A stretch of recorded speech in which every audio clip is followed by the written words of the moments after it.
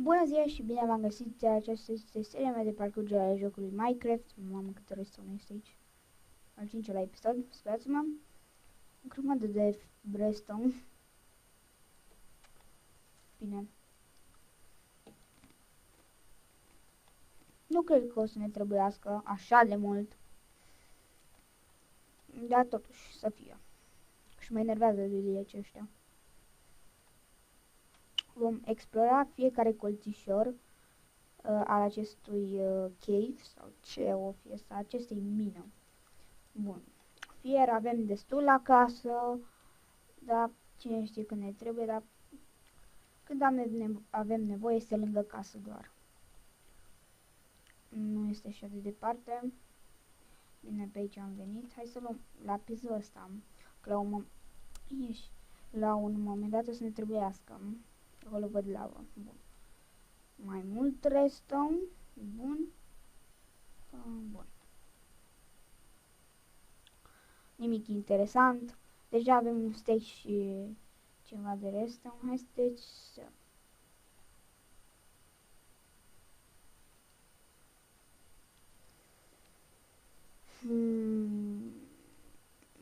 Bun. Bine, mai întâi să pun sub ele să vedem dacă și câte sunt.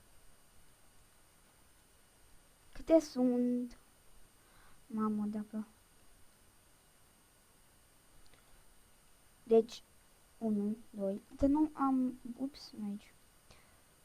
Realizări. Da. Mamă, 8 diamante. Bine că mi-am luat târnocoape de fier, că am zis că aici este un cave de ăsta mare. L-am văzut. Apasă de unde o pot să clic. Da. Nu mă duc eu până acolo nici să mă împușc. Ai, tu nu mai curge. Bun, nici fier, lapis lazuli. 8 diamante. What the fuck? Mamă, ce cu sunetele astea. Hai să luăm și lapisul ăsta. Haideți să mai controlăm mina ce este aici.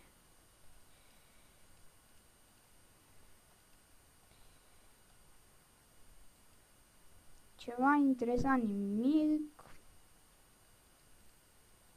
Da, a fost ceva interesant.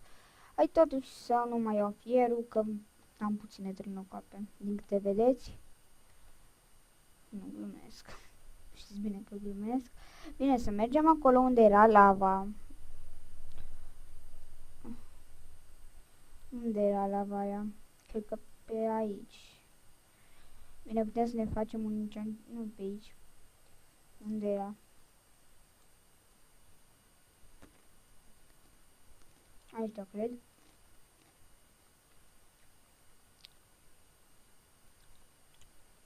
Bun. Bine, dacă vă întrebați, am un ciu aici.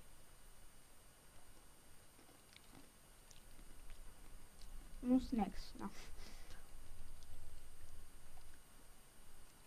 Bine că avem... Da, dar o să facem destul de piatră imediat. Deci, F3. Suntem la level 11. Săpăm un pic pe lângă lavă.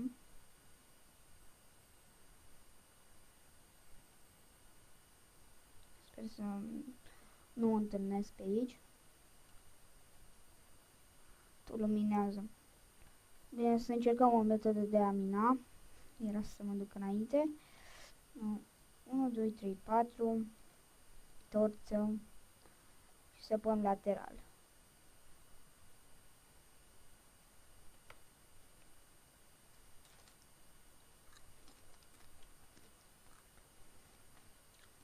Bun.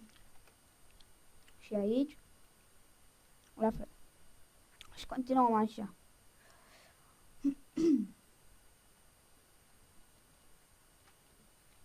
De ce dau click pe redstone? Păi să lumineze, ce pot să spun.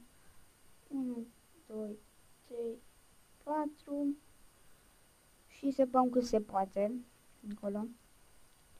Să punem pe... Tu ce cauți aici? Uite să te punem aici că nu mai vine tărâț acolo, că este lavă. Bine, cărbune.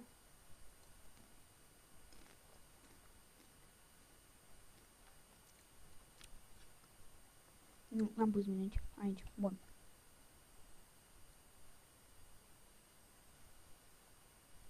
Și aici jos.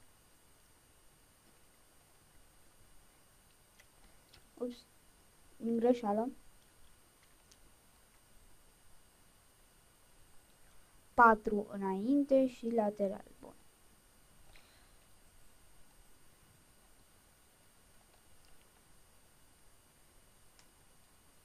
Lateral, dacă nu mă înșel, se pot săpa numai 5 blocuri.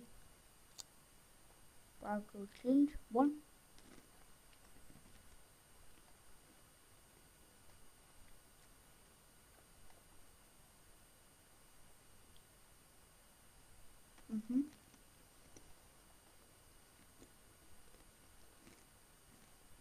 Nu jos.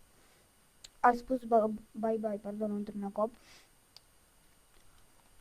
Bine, poate să spună toate. 3.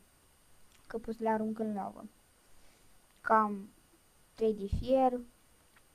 Încă 1 de piatră. Deci, na.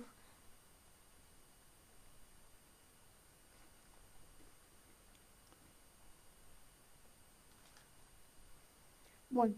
Păi, dacă am găsit diamante, este foarte bine. Hai măcar să luăm și restul ăsta. Dacă vă întrebați de ce am skin-ul ăsta, da, am intrat cu alt cont. Am intrat cu contul premium. Și da. Asta vreau să vă întreb fix acum. Nici chiar asta, dar în fine. Dacă vreți să încep o serie de block party, survival games, nici nu am de gând, hacker ce pot să spun, doar dacă mă duc pe un server de ăsta unde nu sunt aproape niciun, nu este aproape niciun hacker. Ar fi o idee. O să văd ce fac. O să fac un info video. Cel mai bine. Hai mai sus un pic, mai sus. Bun. Hai să mai mergem măcar pe aici. Da. Bine, și aici se încheie și episodul de astăzi. Nu uitați să apăsați butonul de like, de subscribe și să îmi lăsați și un coment. Dacă vreți să încep o serie de block party, să știți că să știți că nu prea mă descurc. Eu zic că mă descurc, dar da. Și dacă vă întrebați cum am ajuns eu mina asta, mai știți mina ea de atunci din episodul anterior, adică din episodul 4? Păi pe acolo am ajuns. Și am știut că aici este reșertul meu. Și o să stup un pic lava asta, că am căzut odată în ea. Bun.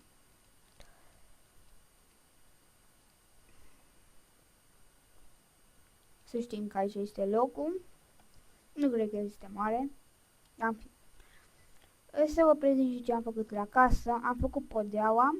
Nu cred că v-am prezentat încă. Aici am făcut niște camere. Aici voi pune eu paturile. 1 și în partea cealaltă la fel. 2. Cred că o să mai bag pe cineva în serie și o să fie Minecraft multiplayer. Cred. Bine, aici am pus fierul din mina trecută, de atunci când am zis că o să golesc toată mina. Bun, 47 de fier. Îl băgăm la minereuri. Restul la fel și diamantele. Și în episodul viitor, cred că o să mergem deja să strângem obsidian pentru un portal. Așa, să punem și asta, na. În fine. Cam atâta pentru acest episod. Sper că vă place casa și sper să vă placă și episodul. Na. Nu uitați să lăsați un like, un subscribe și un comment. Ne vedem pe data viitoare. Vă salut!